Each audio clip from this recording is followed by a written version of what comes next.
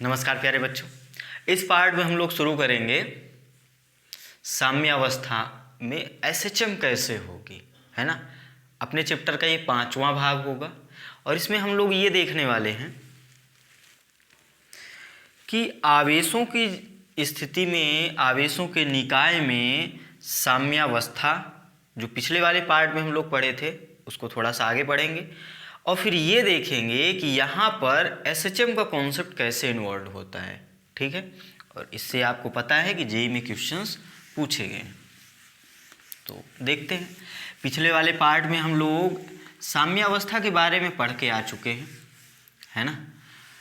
वहाँ पे हमने आपको एक बात ये बोली थी कि साम्यावस्था 3 प्रकार की है: अस्थायी साम्यावस्था, अस्थायी साम्यावस्था और उदासीन साम्यावस्था।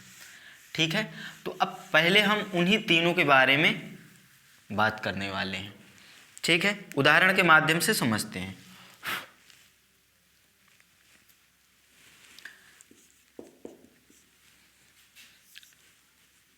ये 2 आवेश दिए गए हैं आपको, बिंदु आवेश होंगे। ये है Q, ये है Q। चलो दोनों प्लस के ले लो। चलो जल्दी से बता दो, इनके बीच में ही होगी साम्यावस्था, है ना। कोई आवेश यदि हम रखेंगे, परिमाण उसका कुछ भी हो, प्रकृति उसकी कुछ भी हो, पिछले वाली क्लास में हम लोग पढ़ के आ चुके हैं कि अगर परिमाण बराबर है, प्रकृति भी बराबर है, तो बीच में रखोगे तो साम्यावस्था मिलेगी। आप चेक भी कर सकते हो। चलो यहाँ पर हम एक आवेश रख रहे हैं, यहाँ पर एकदम बीच में मध्य बिंदु पे प्लस का Q। अब हमको पता चल गया कि ये इसके कारण इधर बल लगेगा, इसके कारण इधर बल लगेगा। क्योंकि ये मध्य दूरी पे, मध्य बिंदु पे है, ये दूरी के बराबर, तो यहाँ से F1 बराबर F2 हो जाएगा। F1 क्या है? इसके कारण इस पर बल, F2 है इसके कारण इस पर बल, है ना। ये बात हम पिछले वाली क्लास में कर चुके हैं। यहाँ पर इस बात को हम थोड़ा सा आगे बढ़ाते हैं। थोड़ा सा सोचो, अगर इस आवेश को हम थोड़ा सा इधर विस्थापित कर दें, इधर। अब आप ये मत समझना कि अगर ये r/2 था, क्योंकि देखो पूरी दूरी तो हम लोग r लेते हैं, पूरी दूरी अगर r लेते हैं तो ये मध्य बिंदु का मतलब होगा r/2। तो आपको चित्र से लग रहा होगा कि अगर हम इस दिशा में x विस्थापित कर रहे हैं तो आप ये कहीं भ्रम में ना आ जाना कि ये जो r/2 है ये ज़्यादा है x से। ठीक है, मैं ये बोलूँगा कि r/2 बहुत ज़्यादा है x से।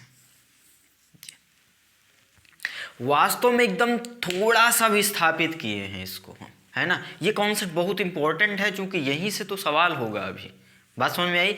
एकदम थोड़ा सा विस्थापित किया है, आपको स्पष्ट दिखे, मुझको भी बनाने में अच्छा दिखे, इसलिए इसको थोड़ा सा बड़ा बना दिया है। वास्तव में ये जो x विस्थापन है बहुत छोटा सा है।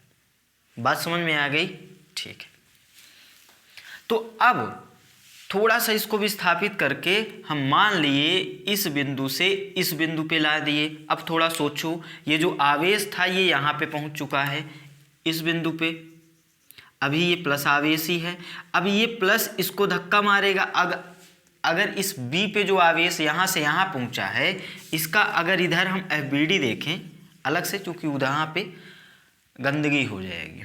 अब देखो इस दिशा में बल लगाएगा वो वाला, इसको Q1 बोल दो, इसको Q2 बोल दो, दोनों का परिमाण आपको पता है बराबर है ना। मध्य बिंदु वाली स्थिति ली है हमने। तो अगर इस बिंदु की, ये B बिंदु पे हम लोग FBD बनाएं तो इस दिशा में जो बल लगेगा F2, 2 के कारण बल लग रहा है, और इस दिशा में बल लगेगा क्या? F1, 1 के कारण बल। अब थोड़ा सोचना, क्योंकि ये वाली दूरी जो है, ये पूरी दूरी इस आवेश से, ये जो दूरी है ये, और इस आवेश से ये दूरी, तो ये दूरी कम हो गई। आपको लग रहा होगा अभी मध्य बिंदु पे था, मतलब दूरियां बराबर थी। अब इधर शिफ्ट किए हैं इसको, मतलब ये वाली दूरी बढ़ गई। हाँ, बढ़ी थोड़ी सी है क्योंकि यहाँ पे थोड़ा सा ही विस्थापन है, लेकिन फिर भी बढ़ी तो है ही। अगर ये दूरी बढ़ गई है, ये दूरी, तो इसके कारण जो F1 लग रहा था F1 घट जाएगा। बोलो, चूंकि दूरी बढ़ गई तो F1 घट जाएगा, और ये दूरी कम हो गई तो इसके कारण F2 बढ़ जाएगा। इतना बात समझ में आ गई होगी आपको, बात समझ में आ गई। मतलब यहाँ हम सीधा सीधा ये बोल सकते हैं कि भैया F2 जो है बड़ा है F1 से। अभी पहले क्या था, बिंदु A के लिए अगर हम बोलें तो F1 बराबर F2 था, साम्यावस्था थी। अब बिंदु B के लिए हम बोल रहे हैं कि F2 बड़ा हो गया F1 से। ऐसा क्यों बोल रहे हैं, क्योंकि इधर ले जाने पे ये दूरी घट गई, जिसके कारण इसके कारण लगने वाला बल बढ़ गया। समझ में आ गया आपको। अब थोड़ा सोचो, अगर F2 बढ़ गया तो F नेट किधर हो गया। F नेट क्या होता है, बड़ा बल माइनस छोटा बल, मतलब F2 माइनस F1, और जो दिशा होगी F2 की ओर होगी। F2 बड़ा बल है, F2 इधर लग रहा है, इस दिशा में F2 लग रहा है, इसके कारण भाई ये प्लस ही रखा है हमने, ये भी प्लस है तो ये प्रतिकर्षण का इधर। बात समझ में आई ना। तो F2 बड़ा है अपना, चाहो तो इसको बड़ी तीर से लिख दो, ये लो, ये बड़ी तीर मतलब ये परिमाण इसका बड़ा है और F1 है छोटा। अब बात समझ में आ गई। तो अपना जो परिणामी बल होगा वो इस दिशा में होगा। F नेट की दिशा कौन सी होगी, ये वाली। इतना समझ में आया आपको। अब मतलब ये है, आप ये जानते हो कि अगर कहीं बल होता है तो त्वरण भी होता है, और त्वरण होता है बल की दिशा में। अगर बल बड़ा है तो बढ़ रहा है। तो यहाँ पर आप सीधी सी बात इतना जान गए कि अगर बल इस दिशा में है, इस दिशा में है, तो इस आवेश को हम यहाँ से यहाँ ले गए थे, अब ये आवेश इस ओर जाना पसंद करेगा, क्योंकि बल इस तरफ लग रहा है, परिणामी बल इस तरफ लग रहा है, मतलब ये जो आवेश है इधर गति करना चाहेगा। हम ले जाके मान लो घसीट पकड़ के घसीटते हुए कुछ देर ले गए, छोड़ दिए, तो अब ये आवेश पुनः इधर आएगा। बात समझ में आ गई। यहाँ आएगा, अब यहाँ पे ये रुकेगा नहीं। क्यों, क्योंकि जड़त्व का नियम जानते हो आप, कोई वस्तु गतिशील है तो गतिशील रहना चाहती है, और यदि विराम में है तो विराम में रहना चाहती है। अब ये एक बार मोशन चालू हो गया तो अब ये रुकेगा नहीं, यहाँ से आता हुआ ये यहाँ आ जाएगा। फिर अब अगर यहाँ पर आ गया तो इसके कारण लगने वाला बल ज़्यादा हो जाएगा, क्योंकि दूरी घट गई, तो इधर परिणामी बल होगा, तो ये इधर जो परिणामी बल होगा फिर इसको इधर गति करवाएगा। तो अब ये होगा क्या, ऐसे ऐसे गति करने लगेगा, और इस पथ पे ऐसे, इसी को हम लोग क्या कहेंगे, एसएचएम गति, सरल आवर्त गति। तो वो तो अभी दूसरा काम है ना, फिर से हम आएंगे इस बात पे। अभी हम यहाँ पर ये पता करना चाहते हैं कि ये साम्यावस्था तो थी, लेकिन ये कौन सी साम्यावस्था थी, अस्थाई, अस्थाई कि उदासीन। तो हमने वहाँ पे आपको ये बात बोली थी कि अस्थाई साम्यावस्था तब होती है जब वस्तु अपनी प्रारंभिक, ये सारी चीज़ें लिख लो, जब वस्तु अपनी प्रारंभिक दिशा या वो अपनी वास्तविक स्थिति, अपनी प्रारंभिक स्थिति की ओर लौटने का प्रयत्न करे। बात समझ में आ गई। तो यहाँ पर कौन सी साम्यावस्था होगी, अस्थाई साम्यावस्था। क्योंकि देखो हम लोग इसको गति कराए इधर इस दिशा में, लेकिन परिणामी बल लगा इस दिशा में, तो ये गति इस दिशा में करेगा, छोड़ देंगे तो यहाँ पे कौन सी साम्यावस्था होगी, अस्थाई साम्यावस्था। बात समझ में आ गई। कॉपी कर लो, ये सारी चीज़ें कॉपी करना है। बात समझ में आ गई। अभी हम एसएचएम पे इसी वाले पार्ट में आगे आएंगे, टेंशन ना लो, आवर्तकाल निकालना पड़ेगा, वहाँ पे निकालेंगे। अभी हम आपको अच्छे से समझा दें कहाँ पे अस्थाई साम्यावस्था होगी, कहाँ पर अस्थाई साम्यावस्था होगी। इतना समझ में आ गया, कॉपी कर लिए। चलो अब यहीं पे हम थोड़ा सा और इस पे काम करते हैं।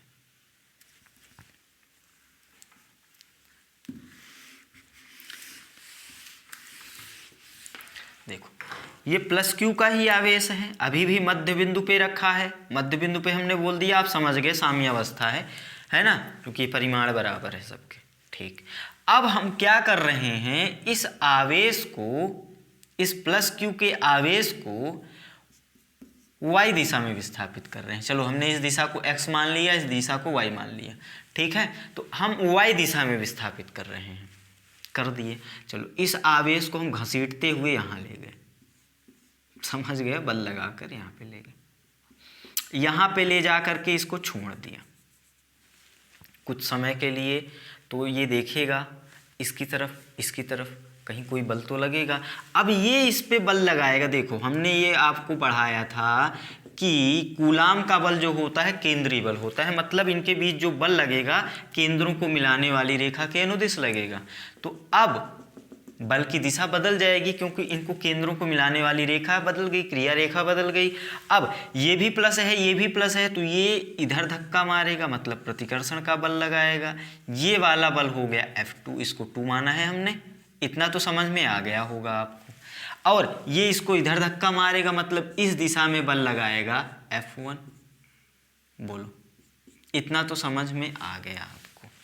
अच्छा, अब एक चीज हम ये भी जानते हैं कि दो सदिशों का परिणामी सदैव उनके बीच से जाता है।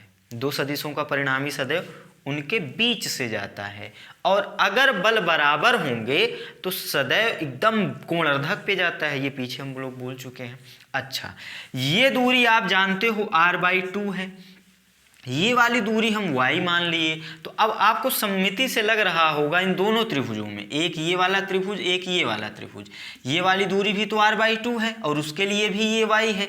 मतलब ये दूरी, अगर इस दूरी को हम कुछ भी चलो d मान लें, इस दूरी को भी, तो ये दूरी d भी ही तो हो जाएगी। अगर ये d मान लेंगे तो ये भी d हो जाएगा। सममिति से लग रहा होगा आपको। इतना बात समझ में आई। अच्छा, अब इस कोण की बात करें हम लोग, चलो कोण से नहीं निकालते हम, डायरेक्ट चलो घटक भी कर देंगे, लेकिन पहले जो मेरे दिमाग में आ रहा है उससे आप देख लो। देखो ये दूरी इसके बराबर होगी, इतना तो पता चल गया ना, क्योंकि ये इसके बराबर, ये उभयनिष्ठ भुजा है तो ये तीसरी भुजा आपस में बराबर होगी, इतना जानते हो आप। अब बताओ हमको, अगर ये दूरी बराबर है, ये परिमाण और ये दूरी, तो F मिलेगा K(Q1 Q2) divided by d²। Same बल इसके लिए भी आएगा क्योंकि ये भी Q सेम है और इसका भी Q सेम है, दूरी भी सेम है। मतलब अगर ये F1 है ना, यहां से हम F1 के परिमाण को F2 का परिमाण दोनों बराबर लिखते हैं तो गलत नहीं होगा। अरे भाई 1/4πε0 Q1 Q2 r², इसके लिए लगाओगे सेम ही आएगा क्योंकि दूरी भी सेम है, आवेश भी सेम है।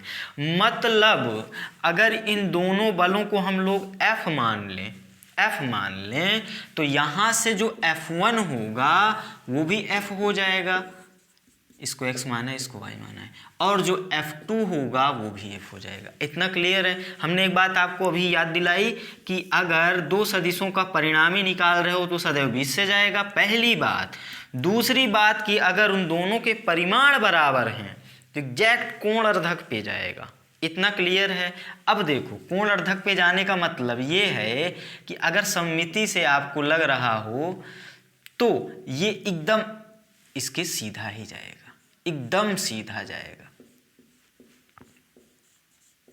मतलब इन दोनों का परिणामी बल इस दिशा में जाएगा। इसको हम बोल दें F। इस बिंदु को क्या माना, चलो A मान लेते हैं, FA। नहीं, इस वाले बिंदु को, यार यहाँ पे निकाल रहे हैं ना परिणामी, A से B ले गए थे ना हम लोग, तो FB। तो अपना FB एकदम सीधी दिशा में जा रहा होगा। अभी हम कोण से भी निकाल देंगे, यहाँ सममिति से तो लग ही रहा होगा आपको। अगर ये परिमाण बराबर हैं एकदम कोणर्धक से जाएगा, एकदम सीधा जाएगा। अब थोड़ा सोचो आप, हमने विस्थापन किया यहाँ से यहाँ, विस्थापन इस दिशा में किया, इस आवेश के लिए विस्थापन इस दिशा में किया, और इसी दिशा में बल भी लग रहा है, मतलब वो वस्तु तो आगे निकल गई ना। आपको याद हो, अगर अस्थायी साम्यावस्था के लिए हमने जो डायग्राम बनाया था ये वाला, इस दिशा में हमने इसको थोड़ा सा विस्थापित किया तो इसी दिशा में ये नीचे आ गई। बात समझ में आया? तो यहाँ पर ये कैसी है साम्यावस्था है, अस्थायी साम्यावस्था। बात समझ में आ गई? ठीक है, इतना कॉपी कर लो। अब हम आपको ये भी दिखा दे रहे हैं कोण से सालो करके, घटक से, है ना, थोड़ी कैलकुलेशन अच्छी मिलती है यहाँ पे, सीख लो उसको भी आप। पहले इतना बना लो, ये चीज़ें लिख लो कहीं, इसकी ज़रूरत पड़ेगी ही पड़ेगी। F1 = F2, है ना। बार बार मैं नहीं लिख रहा F12 F21, इसको कुछ मान के तीसरा आवेश, है ना। अब तो समझ गए यार, कितनी क्लास से लिखते आ रहे हैं वही चीज़ें। चलो, इतना समझ में आ गया। अब इसी डायग्राम को फिर से बनाना, क्योंकि अब हम कोण लाने वाले हैं पिक्चर में। ये बिंदु अपना B था, इतना तो समझ में आ गया। चलो, अगर इस कोण को हम थीटा मान लें, मान सकते हैं, ये y विस्थापन है तो ये भी थीटा होगा।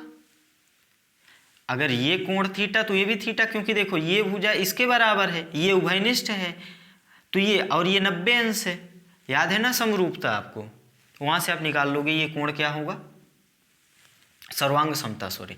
तो वहाँ से ये कोण क्या होंगे, बराबर हो जाएंगे। हमने मान लिया थीटा। अब देखो शीर्षाभिमुख के कॉन्सेप्ट से आप जानते हो ये कोण थीटा होता है तो ये भी थीटा होता है, मतलब अगर ये थीटा है तो ये थीटा हो जाएगा, और ये थीटा है तो ये थीटा हो जाएगा। इतना समझ में आ गया होगा आपको, क्लियर है। अब अगर हम बी पर नेट बल एफबी की बात करें तो देखो यहाँ पर छोड़ो, यहाँ बनाते हैं अलग से एफबीडी उसका, है ना। वो डायग्राम आपको फिर से बनाना है ये वाला, क्योंकि ये बात हम कर रहे हैं थीटा की। देखो बी को यहाँ लाए, ये बी बिंदु है, इस पे एक बल लग रहा है इस दिशा में जिसको हमने F1 बोला, जो F के बराबर है, और इस दिशा में लग रहा है एक बल F2 बोला हमने, वो भी F के बराबर है। अच्छा, यहाँ पे आपको ये बात पता चल गई कि ये वाला कोण थीटा है और ये वाला भी थीटा है, ठीक है।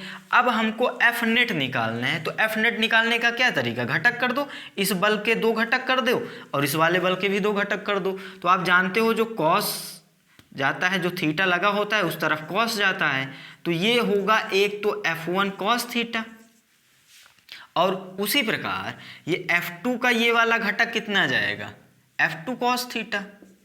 ये डायग्राम आप बना लो ताकि मैं इसको मिटा दूं, पॉज करके जल्दी से बना लो, इसको बना लिए, ठीक है।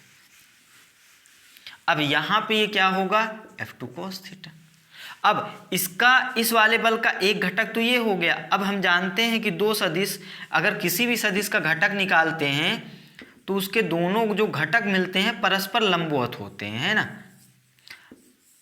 90 अंश का कोण होता है। तो एक ये मिला है तो एक इसके लंबवत निकाल दो, ये वाला घटक ये इसका जाएगा F1 का कितना है ये साइन थीटा। अब इसी प्रकार इस वाले सदिश का एक घटक इधर मिलेगा अपने को F2 साइन थीटा। इतना समझ में आई बात। अब देखो F1 और F2 के परिमाण बराबर हैं, F के बराबर हम माने हैं, तो इसको हम क्या F साइन थीटा लिख सकते हैं, और इसको हम लिख सकते हैं F साइन थीटा। अब देखो ये दोनों बल बराबर हैं परिमाण में और दिशा में एक दूसरे के विपरीत हैं, मतलब ये एक दूसरे को कैंसिल कर देंगे, इन दोनों का परिणामी 0 हो जाएगा, इन दोनों का परिणामी 0 हो जाएगा। तो अब एक ही दिशा में बल मिलेगा अपने को ये वाला, और इसका मान कितना है F1 cos theta plus F1 cos theta, ठीक है। इसको सॉल्व कर लो, आपको पता चल गई ना। देखो इसी दिशा में है और इसी दिशा में विस्थापन भी था अपना, वस्तु आगे निकल गई, हो गई साम्य अवस्था कौन सी, अस्थायी। इसको सॉल्व कर लो चाहे तो, है ना। बाकी अब तो इसकी ज़रूरत नहीं है, हमको सिर्फ यही बताना था कि साम्य अवस्था कैसी होगी। तो F1 की जगह F रख दो, F cos theta plus F cos theta. हमने F माना है, आप कैलकुलेशन चाहो तो कैलकुलेशन करके F की वैल्यू भी निकाल सकते हो, D मान के, या फिर उसको Y मानोगे तो निकल जाएगा ना, Y के रूप में निकाल लेना आप उसको। चलो, तो यहाँ से हमको ये पता चल गया कि ये कौन सी स्थिति थी, अस्थायी। मतलब यदि 2 प्लस वाले आवेश थे, उनको अगर x दिशा में विस्थापित किया साम्य अवस्था की स्थिति में, अगर कोई आवेश बीच में साम्य अवस्था में है और उसको अगर x दिशा में स्थापित करेंगे तो अस्थायी साम्य अवस्था मिलेगी, और अगर y दिशा में विस्थापित करेंगे तो अस्थायी साम्य अवस्था मिलेगी।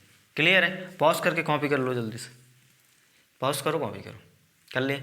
अब चलो एक छोटा सा क्वेश्चन और कर लेते हैं। इस बार हम इन दोनों को माइनस ले लें, बस आपकी प्रैक्टिस के लिए ही, बाकी कॉन्सेप्ट तो बस इतने में ही समझ जाते हैं लोग।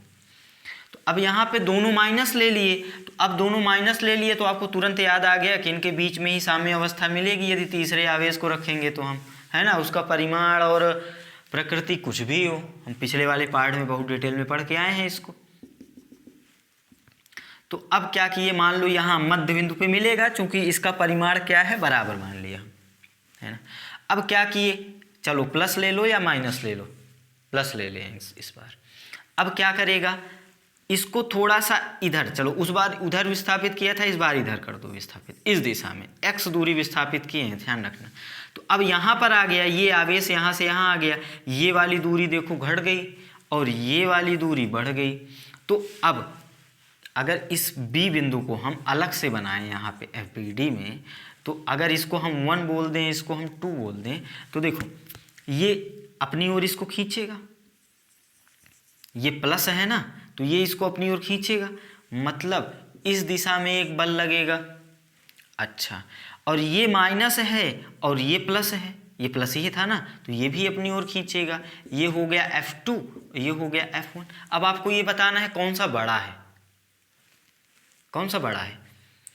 देखो इसके बीच की दूरी क्या हुई, घट गई, इसके बीच की दूरी घट गई, जिसके कारण ये वाला जो बल होगा वो बढ़ जाएगा। ये वाला बल क्या होगा, बढ़ जाएगा। मतलब इसके कारण ये इसको अपनी ओर खींच रहा था, ये इस दिशा में बल लगा रहा था F1, और ये इसको अपनी ओर खींच रहा था, ये भी यहाँ से इस दिशा में बल लगा रहा था F2। लेकिन इस बार हुआ क्या, F1 बड़ा है F2 से। F1 क्यों बड़ा है, F1 क्यों बड़ा है, क्योंकि ये दूरी क्या है, कम है। तो अब आपको लग रहा होगा क्या यहाँ साम्यावस्था होगी, सॉरी SHM। अब ये होगा क्या, या फिर यहाँ कौन सी साम्यावस्था थी इस स्थिति में, तो थोड़ा देखो F1 बड़ा है। अगर इसको डायग्राम एग्जैक्ट से बनाओ तो चलो इसके तीर को बड़ा बना दो, तो यहाँ से पता चल गया कि F1 बड़ा है। अब F1 बड़ा है इसका मतलब क्या है, F1 अपनी तरफ खींच लेगा, F1 अपनी तरफ खींच लेगा तो ये जाके यहाँ चिपक जाएगा। मतलब खींचने का मतलब ये वाला बल बड़ा है, तो जो B पर नेट बल लगेगा, B पर जो नेट बल लगेगा अब इस दिशा में लगेगा। हम विस्थापन इसी दिशा में कर रहे हैं और नेट बल भी इसी दिशा में लग रहा है, मतलब ये भी आगे जाएगा, यहाँ से वापस नहीं लौट रहा है, आगे ही बढ़ रहा है। मतलब ये कौन सी साम्यावस्था है, अस्थाई। क्लियर हुई, तो आप देख के बताना है आपको। माइनस माइनस बीच में प्लस रख दिया तो अस्थाई, एक्स अक्ष के अनुदिश। ठीक है, अगर यहीं पे माइनस रख देंगे तो कुछ और होगा, आप चेक करना। चलो जल्दी से चेक कर दें, बीच में माइनस रख दें और इस माइनस को यहाँ पे ले गए इस बिंदु पे, तो इस बिंदु पे देखो ये माइनस इसको रिपेल करेगा, इस दिशा में बल लगेगा। यहाँ पे ले गए हैं ना, यहाँ पर ले गए माइनस को घसीट के। अब ये भी इस पे बल लगाएगा, लेकिन ये वाली दूरी क्या है, ज़्यादा है, ये दूरी कम है, इधर बल ज़्यादा लगेगा, ये वाला बल, तो इधर ही F नेट हो जाएगा, इधर ही तो F नेट होगा परिणामी बल। अब हम ले गए इधर से इधर, दिशा हम विस्थापन किए रखे और बल इधर मतलब अपनी प्रारंभिक स्थिति की ओर आने का प्रयत्न कर रहा है, तो ये कौन सी साम्यावस्था होगी, अस्थाई साम्यावस्था। बात समझ में आ गई। अब इन्हीं दोनों स्थिति के लिए हम y अक्ष पे घुमा दें। पहले ये कॉपी कर लो, कॉपी कर लो जल्दी से।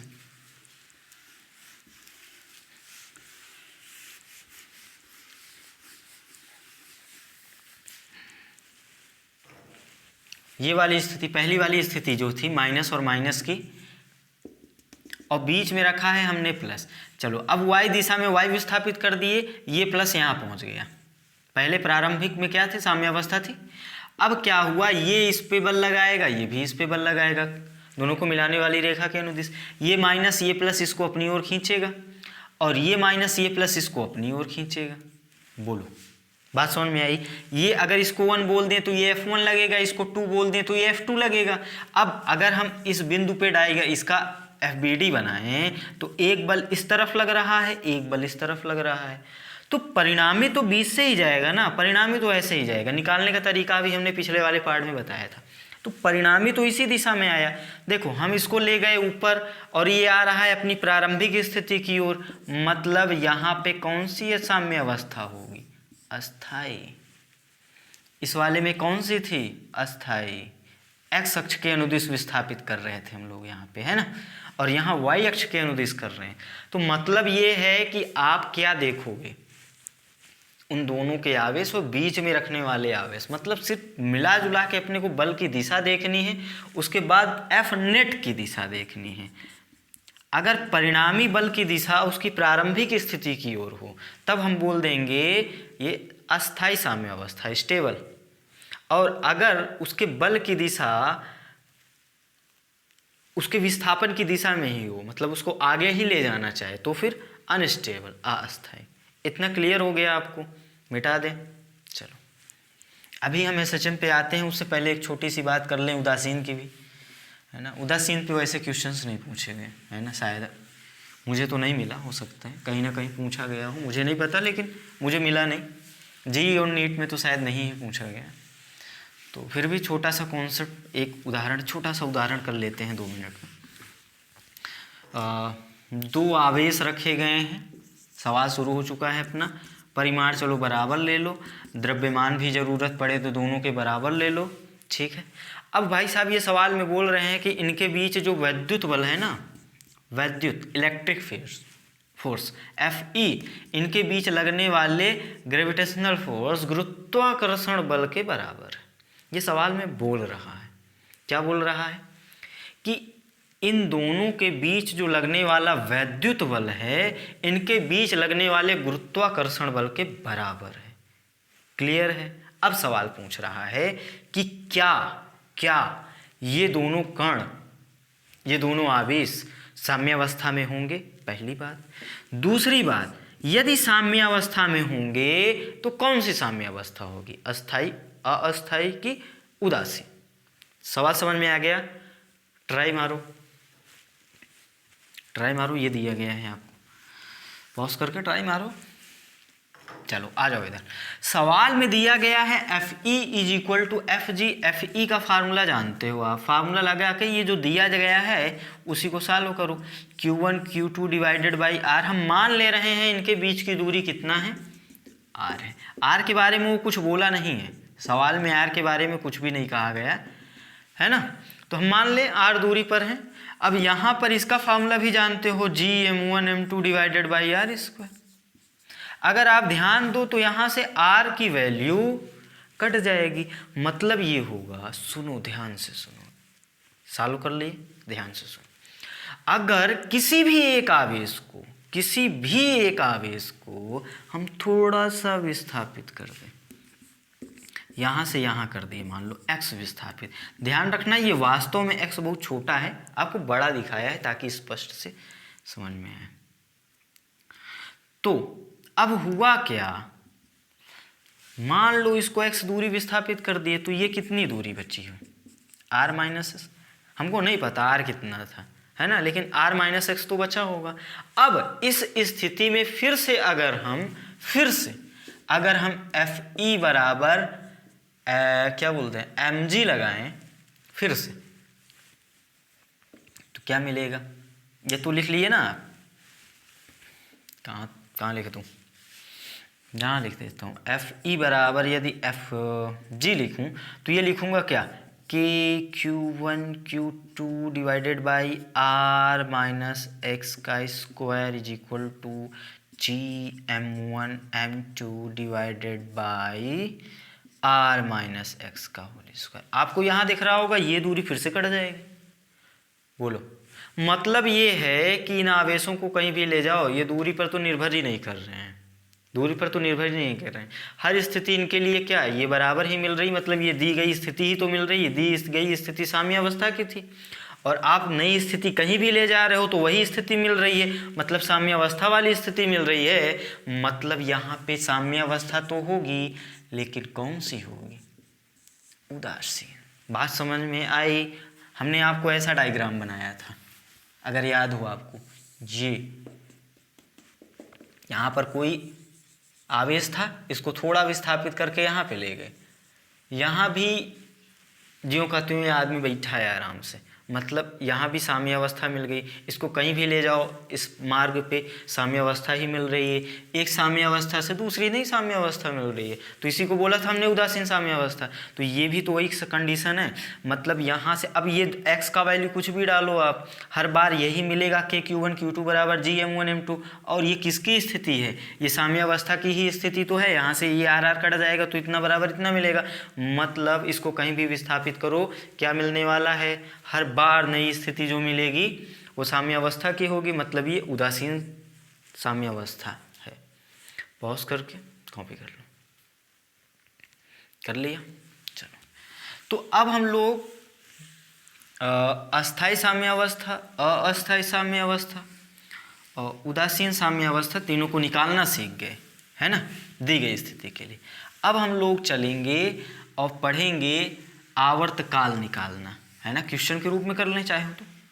चलो क्वेश्चन के रूप में कर लेते हैं, या फिर वही क्वेश्चन, चलो पहले कॉन्सेप्ट वाला क्वेश्चन कर लें, है ना, फिर आते हैं अपने जो क्वेश्चन आया है जेई वाला। जो क्वेश्चन अभी लिए थे उसी में से एक क्वेश्चन उठा रहे हैं। ये दो धनात्मक आवेश लिए हैं, दोनों के परिमाण जो हैं Q और उनका द्रव्यमान M है, ठीक है। दोनों की प्रकृति भी सेम है, मैं बोल रहा हूँ प्लस प्लस प्लस, वैसे ये बना तो दिया है, ओके। अब भाई साहब बोल रहे हैं कि एक तीसरे आवेश को जिस पर कि साम्यावस्था है, मतलब मध्य बिंदु पे रखा है, आप समझ गए साम्यावस्था है, ठीक है। Q3 है, इसको Q1 मान लो, Q2 मान लो। अब सुनना, इसको इस दिशा में थोड़ा सा विस्थापित कर दिए हम, कितना, x।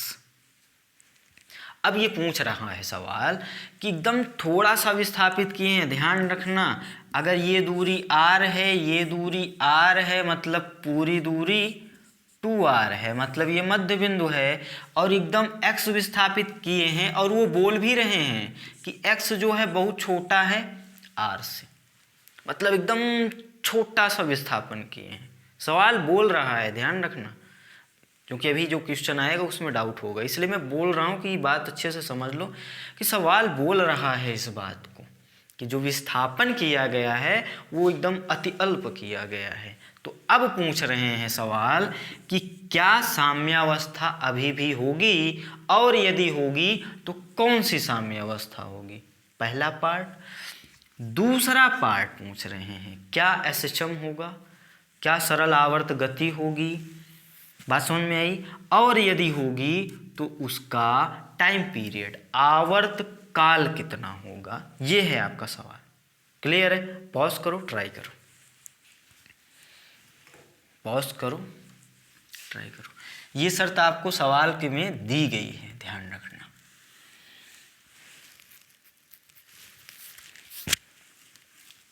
कर लिए ट्राई, चलो आ जाते हैं। हमने क्या किया, थोड़ा सा विस्थापन किया इसका, यहाँ पे इसको पहुँचा दिया। इस बिंदु को हम मान ले रहे हैं B, इस बिंदु B को हम यहाँ बनाते हैं अलग से FBD, ताकि आपको अच्छे से दिख जाए। अब देखना, इस 1 के कारण ये कौन सा है, चलो इसको 1 है, ये 2 है, तो अब इस स्थिति को 3 मान लो, ठीक है। तो अब ये जो B वाली स्थिति तीसरी स्थिति है, इस पे ये F1 बल लगाएगा, ये प्लस इस दिशा में लगाएगा F31, 1 के कारण 3 पर, और ये भी इस पे बल लगाएगा F32।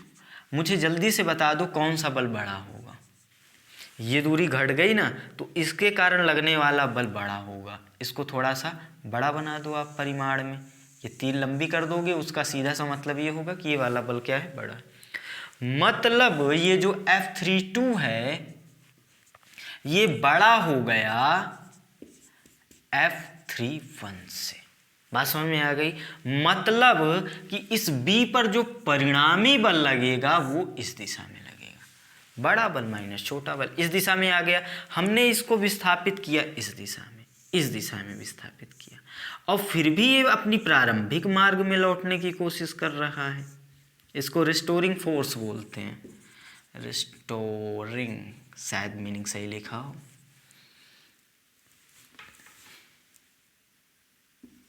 है ना। रिस्टोरिंग फोर्स वो होता है जो अपने विस्थापन की विपरीत दिशा में होता है ना, मतलब अपनी प्रारंभिक स्थिति की ओर लौटने का प्रयत्न कराए जो वस्तु को। तो इस दिशा में हम विस्थापन इस दिशा में कर रहे हैं, नेट बल इस दिशा में लग रहा है। अभी हमने पहले भी बोला कि अब ये यहाँ पे रुकेगा नहीं, क्यों? क्योंकि अब ये गति हो चुकी है ना इसमें, तो ये घर्षण के कारण, जड़त्व के कारण कुछ दूर आएगा, कहेगा चलो घूम ही लेते हैं, यहाँ आएगा, फिर जब यहाँ आएगा तो ये कहेगा चलो निकलो यहाँ से, मतलब इसके कारण बल बड़ा लगेगा, ये कहेगा चलो निकलो, इधर परिणामी बल लगेगा, फिर ये जाएगा, यहाँ रुकेगा नहीं, फिर यहाँ जाएगा, ये कहेगा क्या कर रहे हो, लौटो, ये इधर परिणामी बल लगा देगा। मतलब अब इतने मार्ग पे इसकी गति होने लगेगी। इसी को तो हम लोग क्या बोलते हैं, सरल आवर्त गति। तो पहली बात, यहाँ साम्यावस्था कौन सी होगी? अस्थाई साम्यावस्था, साम्यावस्था। दूसरी बात, एसएचएम होगी कि नहीं? हाँ भैया होगी। तीसरी बात, चलो आवर्तकाल बता दें। आपको याद होगा एसएचएम के लिए आवर्तकाल होता है t = 2 पाई √m अपॉन के। 2 पाई कॉन्स्टेंट, m क्या है? उस आवेश का द्रव्यमान जो कि गति सरल आवर्त गति कर रहा है, इसका द्रव्य आवेश दिया है, द्रव्यमान भी देगा, m मान लिया हमने। अब देखो ये k अगर पता चल जाएगा तो हम लोग आवर्तकाल निकाल लेंगे। अब k के लिए पता करने के लिए आप एक चीज ये पढ़े होंगे कि सरल आवर्त गति के लिए जो कंडीशन होती है F = -kx, याद आ गया होगा आपको। F = -x, मतलब ये है कि इस आवेश पर इस स्थिति के लिए, चूंकि हम इस स्थिति की गणना कर रहे हैं, तो इस स्थिति के लिए जो नेट बल लगेगा, नेट जो परिणामी बल लगेगा, वो बराबर कुछ कांस्टेंट के गुणा x अगर हो तो ये सिद्ध हो जाएगा कि एसएचएम होगी। अभी तो हमने कॉमन सेंस पे ये बोल दिया, हमको सिद्ध भी करना पड़ेगा, और अगर सिद्ध कर देंगे बराबर समथिंग कांस्टेंट इनटू x तो एसएचएम होगी, और फिर उस समीकरण से तुलना करके k का वैल्यू निकाल लेंगे, यहाँ पे रख देंगे, आवर्तकाल आ जाएगा। क्लियर है? इतना लिख लो, फिर हम लोग चलते हैं अपने काम पे। निकालते हैं क्या? आवर्तकाल के लिए एफ नेट निकालना पड़ेगा। बात समझ में आती? बिल्कुल आती। देखो इस स्थिति के लिए एफ नेट निकालना है, क्योंकि यहां से उठाकर यहां ले गए ना, ये स्थिति समझ गए ना आप, क्योंकि अब इसी मार्ग पे ये बार बार गति करेगा। तो बी के लिए हमने जो एफ नेट अगर हम लिखें उसको, चलो हम एफ मान लेते हैं, वो कितना होगा? F32 माइनस F31, मतलब F32 बड़ा होगा, इस दिशा में होगा, बड़े वाले में से छोटा वाला घटाएंगे, एफ नेट मिलेगा। चलो तो F बराबर F32 के लिए फार्मूला क्या होगा? इनके बीच लगने वाला बल, और F1 इनके बीच लगने वाला बल। तो F32 लिख रहे हो पहले, चलो लिखो K Q1 Q2, उसका भी आवेश Q ले लो, है ना, कैलकुलेशन इजी करने के लिए, डिवाइडेड बाई इनके बीच की दूरी, ये कितनी हो जाएगी? ये देखो R थी, ये मध्य बिंदु पूरी दूरी 2r, ये r, तो ये वाली दूरी कितनी हो जाएगी? ये r और ये प्लस x विस्थापित कर रहे हैं ना हम लोग, तो ये हो जाएगा r प्लस 2 के कारण देख रहे हैं। अच्छा पहले 2 के कारण लिख रहे हो ना, तो 2 के लिए वो दूरी कितनी बचेगी? ये पूरा r था, ये x घट गया, तो ये कितना बचा? r minus x whole square, minus 1 के कारण देखो तो ये होगा Q डिवाइडेड बाई, ये दूरी कितनी बची? ये और ये r प्लस x। इतना समझ में आ गया होगा। अब क्या, बस कैलकुलेशन है यार। Q² कॉमन ले लो, ये Q² हो जाएगा ना, कॉमन ले लो। अब लासा लोगे तो ये यहाँ जाएगा, ये यहाँ जाएगा,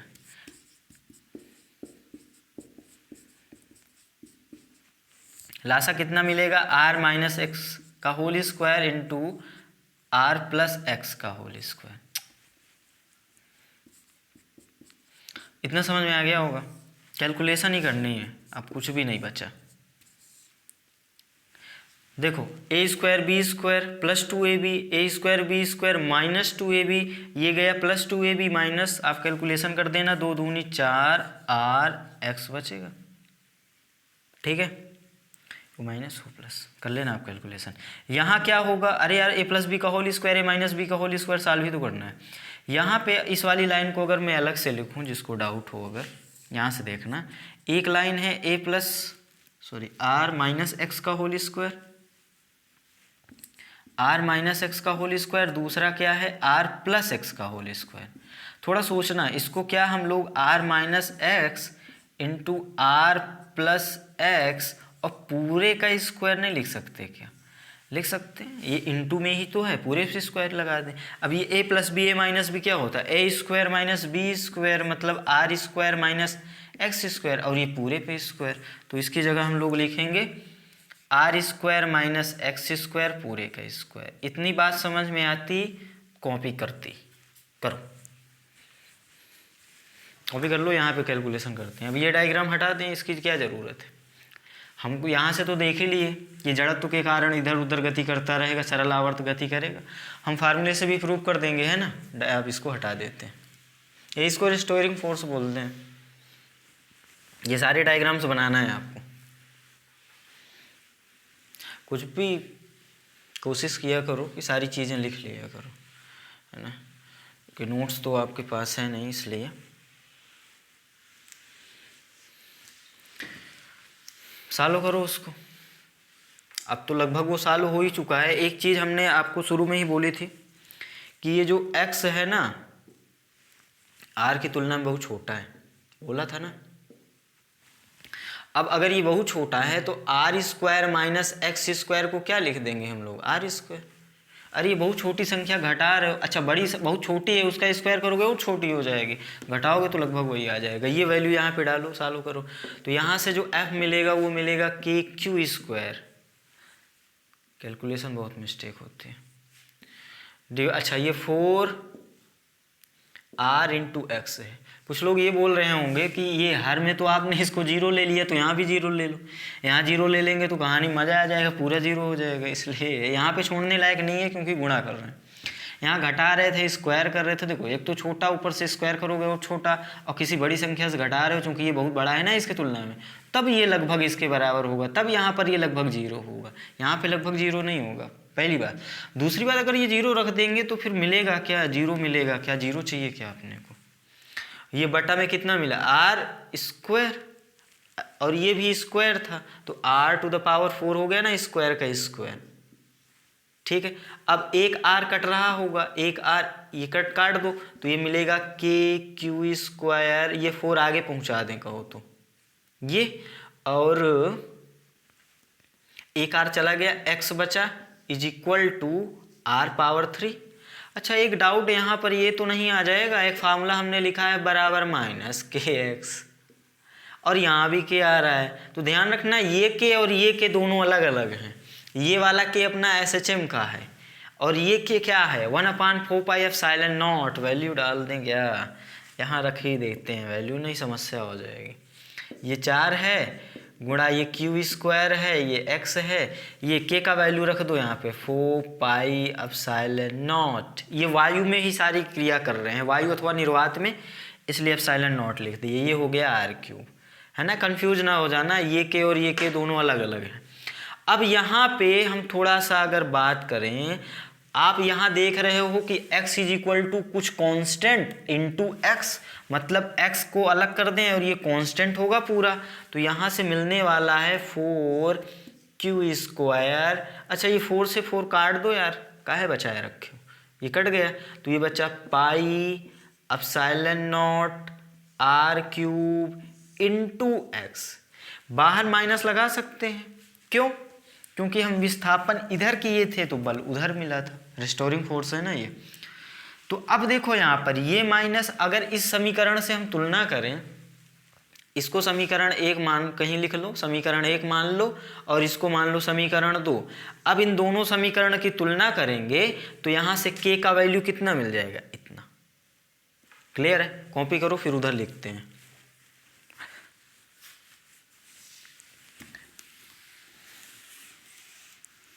अब वहां से तुलना करके अपने को k कितना मिला, Q square divided by πε0 r³। बात समझ में आ गई। आवर्तकाल का फार्मूला आपको रटा हुआ है, t is equal to 2π√m/k।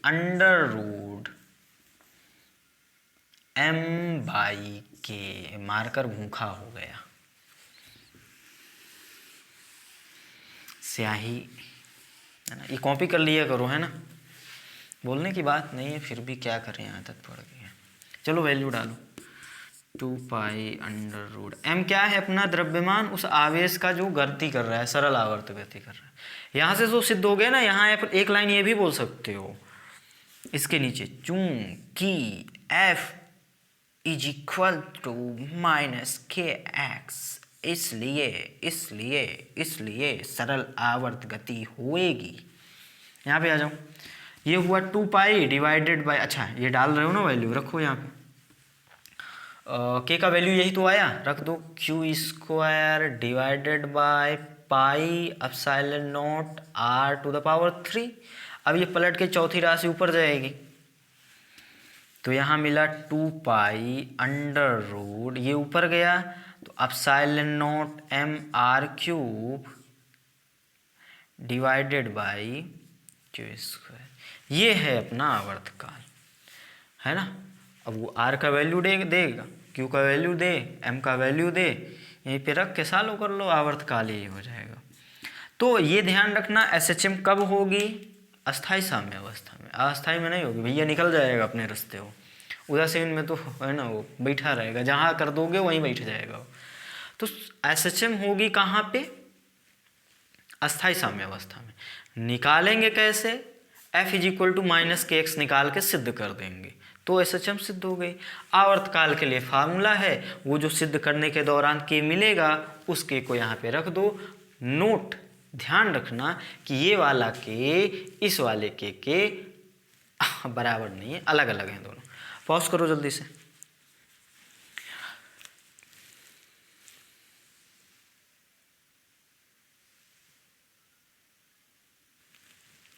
कर लीजिए कॉपी, चलो आगे चलते हैं। मतलब आप समझ गए ना कि आवर्तकाल कैसे निकालेंगे, कब निकालेंगे, ये भी ध्यान रखना है, अस्थाई के लिए नहीं निकालेंगे।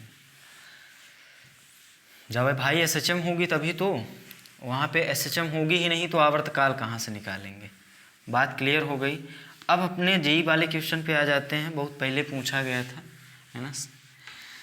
देखते हैं, एक क्वेश्चन ये सीधा यहाँ से पूछा था, एसएचएम से ही संबंधित एक क्वेश्चन पूछा था, आपको याद हो अगर चैप्टर इसको आगे पढ़ा हो कोई, तो वहाँ पे जब रिंग होती है ना वलय, रिंग के एक्सिस पे जब निकालते हैं, अक्ष पे क्या निकालते हैं, एक्स दूरी पर वैद्युत क्षेत्र की तीव्रता, तो उससे संबंधित भी क्वेश्चन पूछा है इससे सरल आवर्त गति से, है ना। तो उसको भी यहाँ बोल देंगे, एक ही लाइन का है ना। तो पहले क्वेश्चन लिख लो आप, ये जो जेई वाला क्वेश्चन मैं बोल दे रहा हूँ, है ना। पहले मैं सवाल बता दूँ, फिर विकल्प मैं देख कर बोल दूँगा, भाई जेई का क्वेश्चन है ना। तो यहाँ पे देखो, एक आवेश यहाँ पे रखा गया है, एक आवेश यहाँ पे रखा गया है। ये निर्देशांक आपको पता है 0, a, अच्छा ये तो प्लस होता है, और ये निर्देशांक है 0, -a। बात समझ में आ गई। दोनों के परिमाण, सॉरी आवेश के परिमाण बराबर हैं, है ना। अब ये माइनस है कि प्लस है देख ले।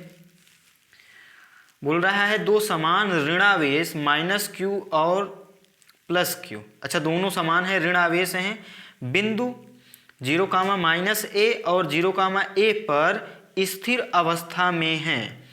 x अक्ष पर स्थित बिंदु 2a, 0 से एक आवेश +q छोड़ा जाता है। ये दोनों ऋण आवेश हैं। x अक्ष पर कोई बिंदु है 2a, 0, यहाँ से एक प्लस का q आवेश छोड़ा गया, फ्री कर दिया गया। बात समझ में आ गई। तो अब देखो विकल्प लिख दो। पहला विकल्प बोल रहा है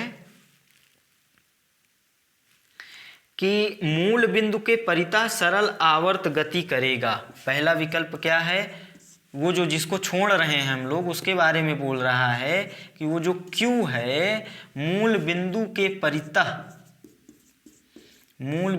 परितः SHM सिंपल हार्मोनिक मोशन सरल आवर्त गति करेगा।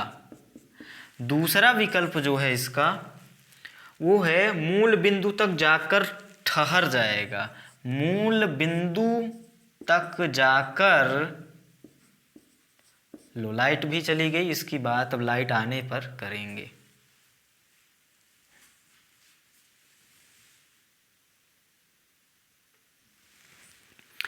चलो चलते हैं, लाइट आ चुकी है ना। और ये चारों विकल्प भी लिख दिए हमने कहा कुछ फ़ायदा उठाते हैं, लाइट गई है तो सवाल तो समझ में आ गया। ये भी लिख दिया, देखो 1984 में आया है, 2 नंबर का आया है सवाल आपको समझ में आ गया कि ये दो जो बिंदु आवेश थे -q, ये y एक्सिस पे रखे हैं 0a और 0 -a पे, x अक्ष पर एक तीसरा आवेश +q रखा है 2a, 0 पे, ये है सवाल। और अब क्यू के बारे में कमेंट करना है। ये 4 विकल्प दिए गए हैं आपको। पहला है कि मूल बिंदु के परितः एसएचएम करेगा, सरल आवर्त गति, एसएचएम मतलब सरल आवर्त गति करेगा। दूसरा, मूल बिंदु तक जाकर रुक जाएगा। तीसरा है दोलन करेगा लेकिन एसएचएम नहीं करेगा। और चौथा है अनंत तक जाएगा। क्लियर है? अब देखो ये विकल्प लिख लो आप, फिर हम यहाँ पे आते हैं सॉल्व करने के क्वेश्चन को। चलो विकल्प रहने देते हैं, मिटाते नहीं। ये कुछ हो क्या रहा होगा, थोड़ा सा ये सोचो आप, सोचो। मैं तो ये सोच रहा हूँ कि अगर 10 मिनट लाइट रुक गई होती तो मेरा वीडियो समाप्त हो गया होता। इतना मुझको छोड़ो, क्या बोलें।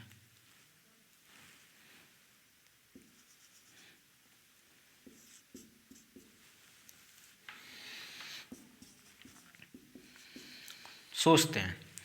ये माइनस क्यू इस पे बल लगाएगा, दोनों आवेशों को मिलाने वाली क्रिया रेखा पहले बना दें। ठीक है, ये माइनस इस पे बल लगाएगा अपनी ओर आकर्षण का, 1 - 1 प्लस, और ये भी लगाएगा इस ओर। बात समझ में आई? तो जो इन दोनों का परिणामी बल होगा ये कहीं बीच से ऐसे जाएगा। बात समझ में आई? इसको हमने मुक्त कर दिया, यहाँ से इसको छोड़ दिया। तो अब चूंकि परिणामी बल इस दिशा में लग रहा है इसलिए इस दिशा में ये गति करना शुरू कर देगा। आया आया आया आया आया, यहाँ पर सोचो अगर इस बिंदु पे, क्या यार,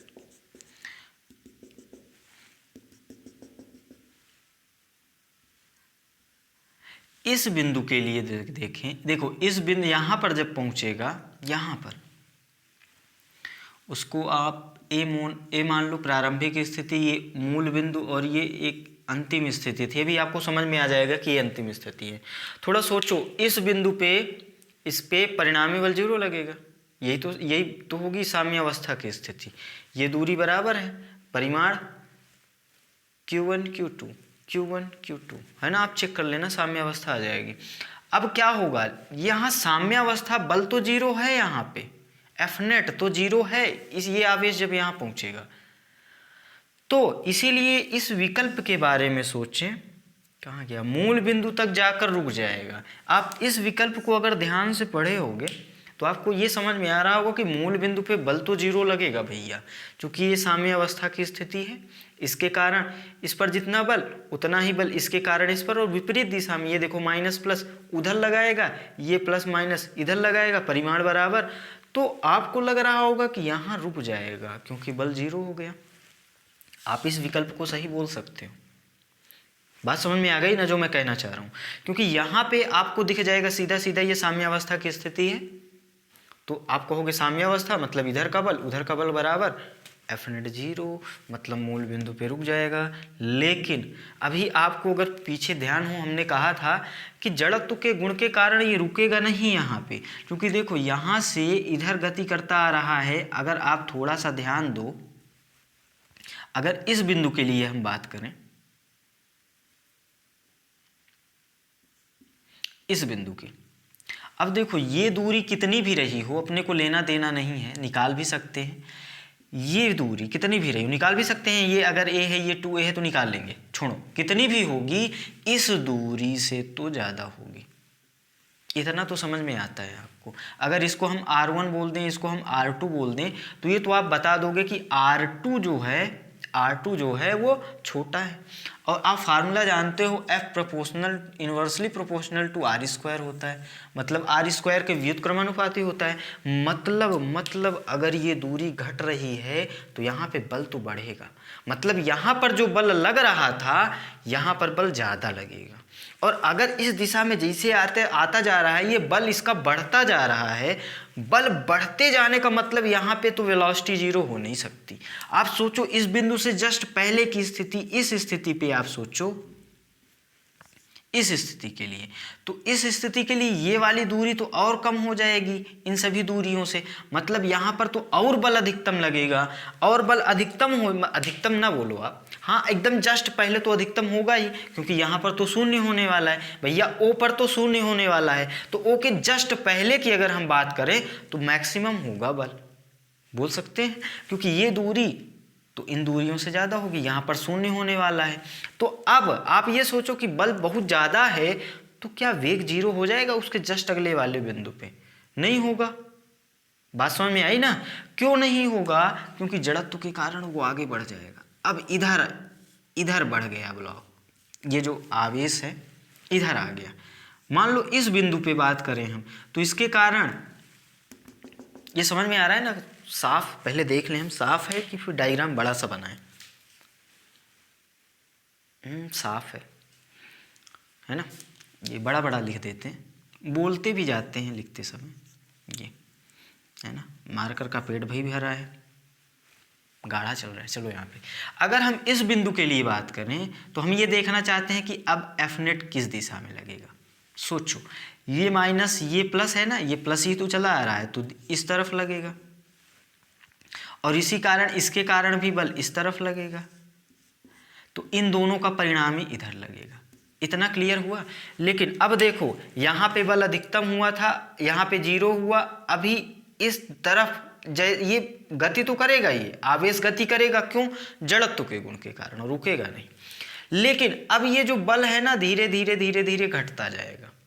समझ में आ रही होगी बात? अब इस दिशा में हो रहा है ना, अब देखो गति तो ये इस दिशा में कर रहा है और बल इस दिशा में लग रहा है, तो धीरे धीरे यहाँ पहुँचते पहुँचते अब इसके आगे ये नहीं जा पाएगा। तो पहला विकल्प जो है मूल बिंदु तक जाकर रुक जाएगा, ये तो गलत हो गया।